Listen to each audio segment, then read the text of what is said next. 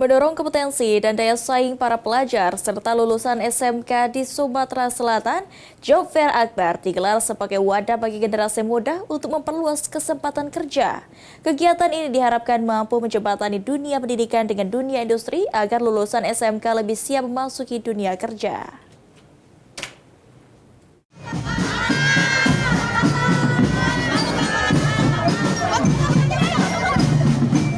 Pameran karya SMK dan Job Fair Akbar bagi lulusan SMK digelar oleh Dinas Pendidikan Sumatera Selatan dan Disnaker Trans Sumsel di halaman kantor DPRD Kota Palembang digelar mulai tanggal 27 dan 28 November.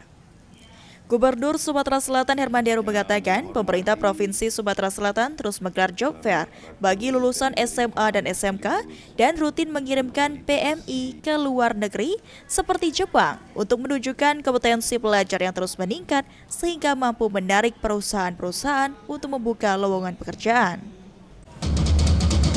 Dalam hitungan kelima. Job Fair ini ya karena mutu ya yang sudah bahkan dulu beberapa tahun yang lalu kita pernah kirim ke Jepang Sampai sekarang.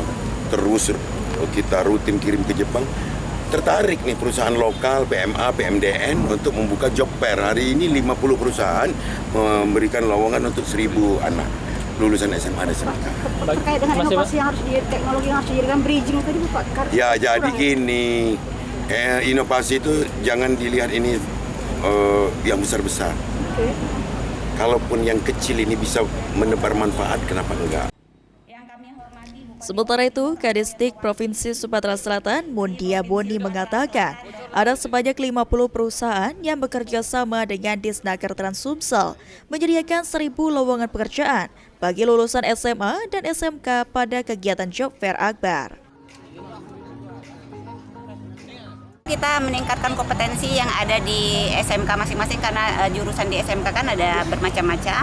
Kita sesuaikan dan kita link and match kan dengan yang ada di industri. Itulah yang namanya penyelarasan kurikulum agar yang dihasilkan oleh SMK sesuai dengan yang dibutuhkan oleh industri.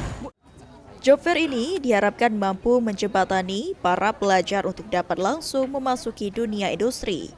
Ilham Wahyudi, PAL TV.